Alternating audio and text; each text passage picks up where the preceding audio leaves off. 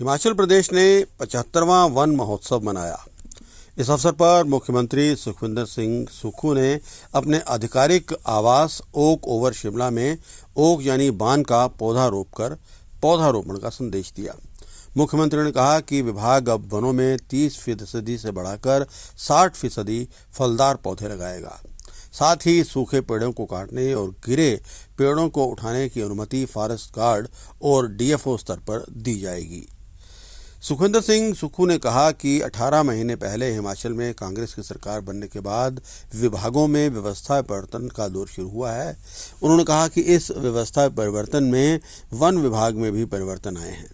उन्होंने कहा कि पहले सड़क किनारे और ग्रामीण क्षेत्रों में गिरे हुए पेड़ों को उठाने की भी अनुमति नहीं मिलती थी, लेकिन अब इसमें बदलाव किया गया है, जिसके चलते वन विभाग की रॉयल्टी 35 करोड़ से बढ़कर 70 करोड़ रुपए हो गई है। मुख्यमंत्री ने कहा कि सरकार ने तय किया है कि अब प्रदेश में फॉरेस्ट गार्ड 2 और डीएफओ 25 सूखे पेड़ काटने और गिरे हुए पेड़ उठाने की अनुमति दे पाएंगे। 18 महीने पहले जब हमारी सरकार बनी और मैंने मुख्यमंत्री के तौर पर जब शपथ ली, हमारे मंत्रिमंडल के सदस्यों ने जब मंत्रिमंडल के तौर पर शपथ ली, उस समय से हमारी सरकार सभी प्रकार के विभागों में आमूलचूल परिवर्तन करने जा रही है और वन विभाग भी उसका एक भाग है। मुझे खुशी है कि 75वें वन महोत्सव के इस अवसर पर जो हमने 1 साल पहले परिवर्तन किए थे, उन परिवर्तनों को हमने पहले पायलट प्रोजेक्ट के रूप में अमली जामा पहनाया। आज पूरे प्रदेश में हम उनको लागू करने जा रहे हैं। क्या थे ये परिवर्तन? अगर कहीं रेंज में सूखा पेड़ गिर जाता था, उसको हम उठा नहीं सकते थे, और कोई बरसात के समय भारी तबाही आपदा के समय हुई, पेड़ सड़कों पर गिर गए, उसकी परमिशन को समय लग जाता था।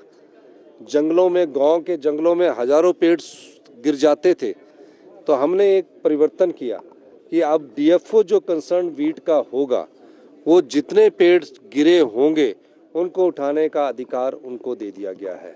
दूसरा, जो सूखे पेड़ होते हैं जो किसी कारण बाद धीरे धीरे सड़ने शुरू हो जाते हैं, उन सूखे पेड़ों का भी अधिकार उन डीएफओ और रेंज ऑफिसर और इवन डिप्टी रेंज ऑफिसर और गार्ड तक हमने दे दिया है। गार्ड रिकमेंडेशन करेगा कि यहाँ पेड़ गिरा है और डीएफओ उसकी परमिशन देगा।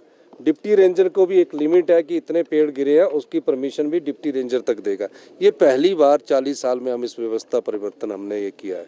दूसरा कि जो हमारे प्रोजेक्ट हो जाते थे एफसीए केसेस के बाद स्टेज 1 होती है और स्टेज 2 होती है। हमने कहा जो भी लीनियर प्रोजेक्ट होंगे, जैसे एनएचआई की 4 लेन बननी है, तो स्टेज 2 आने में 6 महीने लग जाते हैं, रोड खड़ा हो जाता है। तो जो भी रोड अपन हमारे बनेंगे उसमें भी डीएफओ को ये पावर दे दी गई है कि वो स्टेज 1 के बाद उन पेड़ों को कटवाने की अनुमति दे सकता है। तीसरा, जो महिला मंडल है, अगली बार उनको हम उनकी जो फॉरेस्ट बीट होगी उसका कोई एक भाग उन महिला मंडल को फलदार पौधे उगाने के लिए हम देना चाहते हैं, और फलदार पौधे उगाने के बदले उन्हें पैसे मिलेंगे और उनकी सुरक्षा करने के लिए भी उन्हें पैसे मिलेंगे। इस प्रकार की नीति बनाने की हम अगले साल से सोच रहे हैं। चौथा, हम आज ही फैसला कर लेंगे जनवरी महीने तक कि किन किन वीटों में हमने कौन कौन से पेड़ लगाने हैं। पांचवा, अभी तक फलदार पौधे 30% ही लगाए जाते थे।